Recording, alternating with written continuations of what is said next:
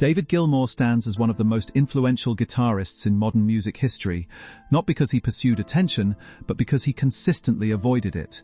His reputation was not built on speed, spectacle, or aggressive virtuosity, but on restraint, tone, and emotional precision. In an era when rock music often leaned toward excess and performance theatrics, Gilmour developed a contrasting identity: slow-burning, melodic, and deeply expressive. His guitar work became a kind of language that communicated what lyrics often could not. Within the evolving sound of Pink Floyd, he emerged not as a dominant frontman, but as an atmospheric force shaping the emotional architecture of entire albums. Listeners often describe his solos as speaking, but more accurately, they feel like reflections, carefully formed responses to silence, loss, and longing. Rather than defining himself through public persona, Gilmour allowed his music to construct his identity. His contributions to landmark works such as The Dark Side of the Moon and The Wall demonstrate a rare ability to merge technical control with emotional vulnerability. Each note feels deliberate, as though silence itself is part of the composition. Over time, he became less of a traditional rock guitarist and more of a sonic storyteller, someone who could shape mood with minimal gesture. His approach influenced generations of musicians who saw in him a model for restraint and emotional honesty. This introduction to his life is not about sudden brilliance or dramatic transformation, but about a steady evolution toward mastery through simplicity, patience, and an unwavering belief that music should feel human before it feels impressive. Early life in Cambridge, silence. Born in Cambridge in 1946, David Gilmour grew up in an environment shaped by academic discipline and intellectual expectation. His father worked in zoology at the University of Cambridge, while his mother was engaged in journalism and broadcasting.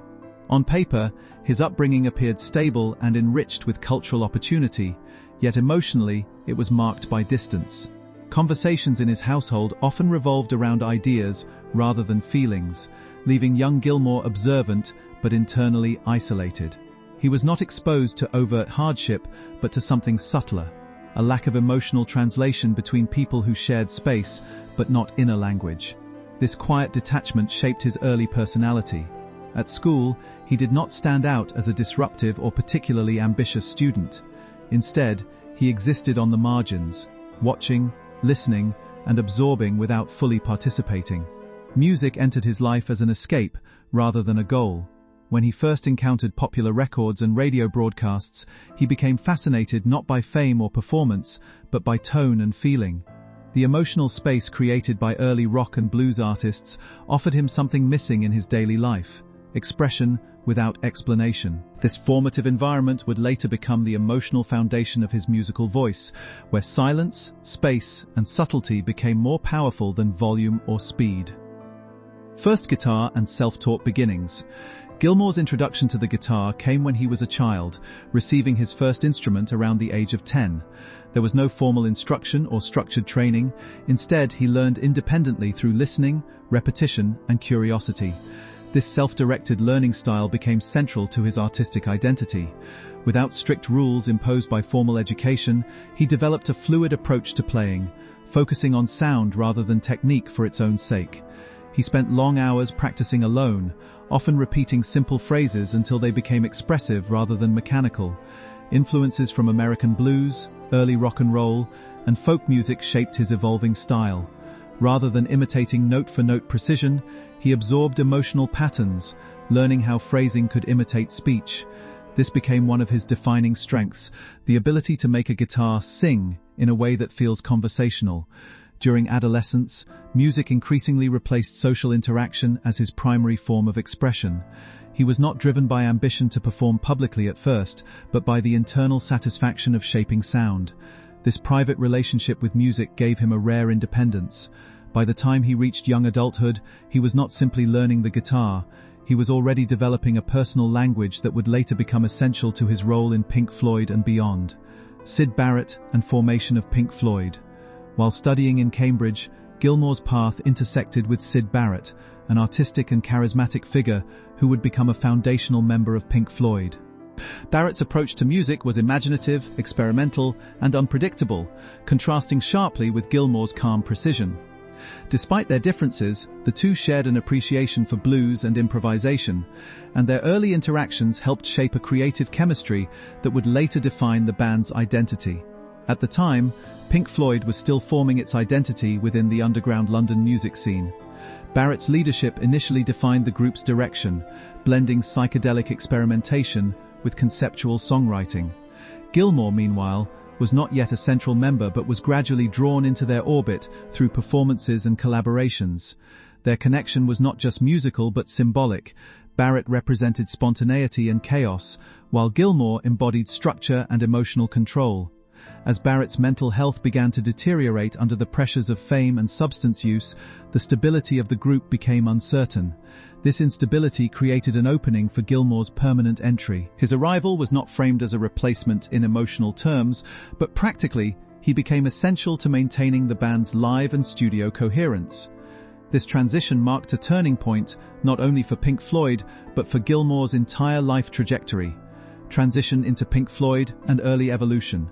When Gilmour officially joined Pink Floyd in the late 1960s, his role was initially functional rather than symbolic. He was brought in to support live performances as Barrett's condition worsened, but the transition quickly evolved into something permanent. After Barrett's departure, Gilmour became a core creative force, helping guide the band into a new era of sound. Early albums such as A Saucerful of Secrets reflected a transitional phase in which Pink Floyd moved away from psychedelic pop toward more expansive, atmospheric compositions.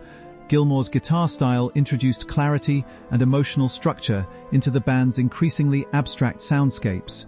His playing did not dominate, instead, it framed and elevated the collective texture. Unlike many rock guitarists who assert control through solos, Gilmour integrated his contributions into the ensemble. His tone became recognizable for its sustain, vibrato, and vocal-like phrasing. Even in experimental pieces, he maintained emotional coherence. This approach allowed Pink Floyd to evolve into a band defined not by individual dominance, but by sonic atmosphere. Gilmour's presence stabilized the group during a formative period, setting the stage for their later global impact. The era of global masterpieces. The 1970s marked Pink Floyd's rise into global prominence, with Gilmour playing a central role in shaping their defining sound. Albums like The Dark Side of the Moon transformed the band from experimental rock musicians into cultural icons. Gilmour's contributions were essential in translating conceptual ideas into emotionally resonant music. His guitar work added humanity to otherwise abstract themes such as time, mortality, and mental strain. Tracks like Money and Time demonstrated his ability to balance technical precision with emotional phrasing. Rather than overwhelming the listener, his playing created space within complex arrangements. He functioned less as a lead guitarist and more as an emotional narrator. This period also highlighted his collaborative sensitivity. While Roger Waters often drove conceptual direction, Gilmour ensured that the music retained emotional accessibility. His solos acted as interpretive layers, translating intellectual concepts into visceral feeling. The result was a body of work that resonated across audiences worldwide, not only for its innovation but for its emotional clarity.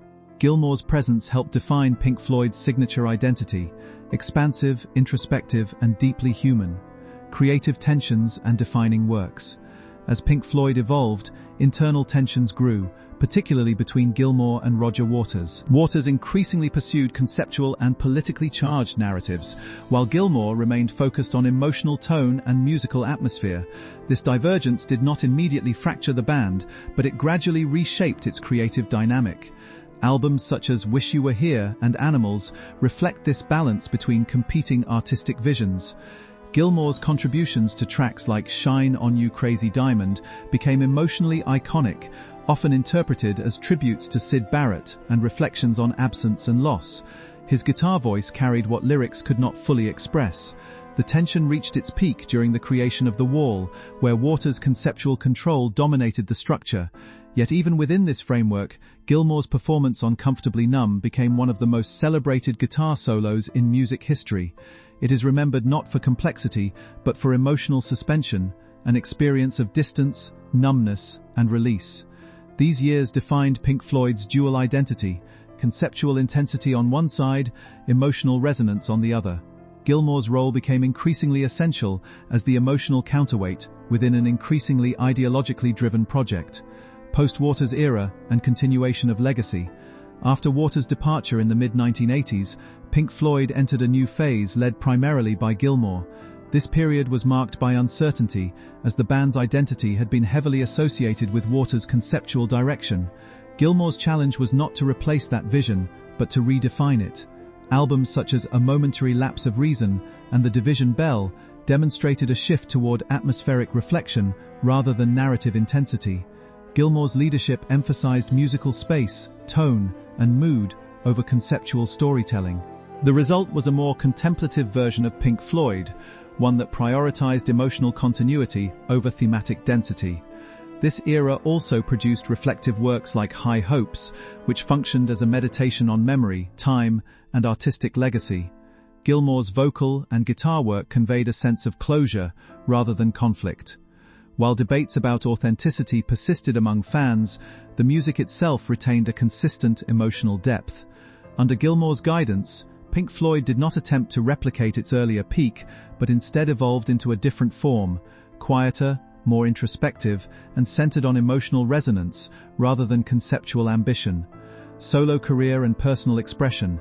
Outside of Pink Floyd, Gilmour pursued a solo career that allowed him to express a more personal and unfiltered musical identity. His self-titled album David Gilmour, 1978, introduced his individual voice outside the band's collective structure. It emphasized blues influences and straightforward musical storytelling. Later albums such as On an Island and Rattle That Lock revealed a more reflective and mature perspective.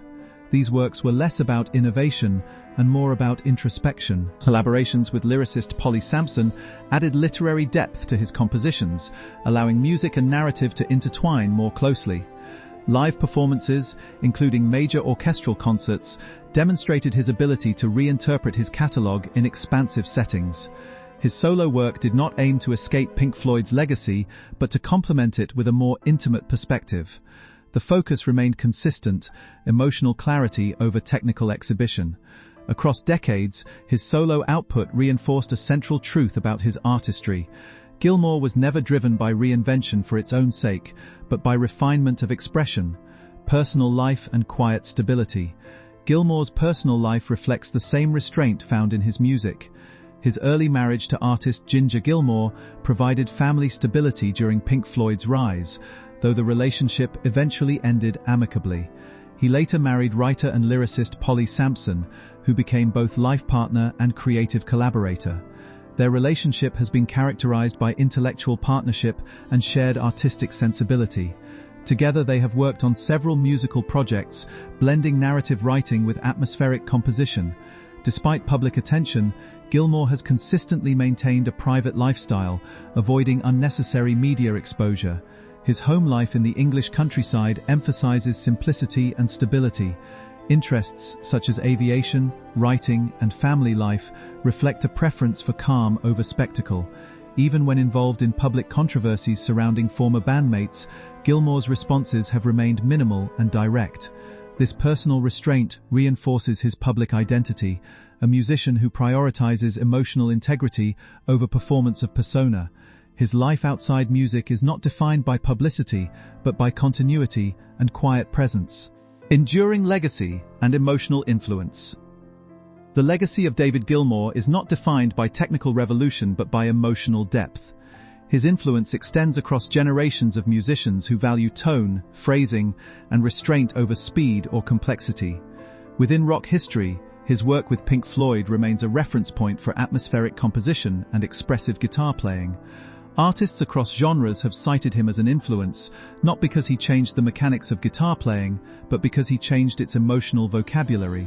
His ability to make a single note feel complete redefined expectations of musical expression. Ultimately, Gilmour's contribution lies in demonstrating that silence, space, and patience can be as powerful as intensity. His music encourages listening rather than consumption, reflection rather than reaction. Across decades of work, from early experimentation to mature solo projects, his artistic identity has remained consistent, understated, emotional, and deeply human. His legacy is not built on volume, but on resonance, the kind that lingers long after the final note fades.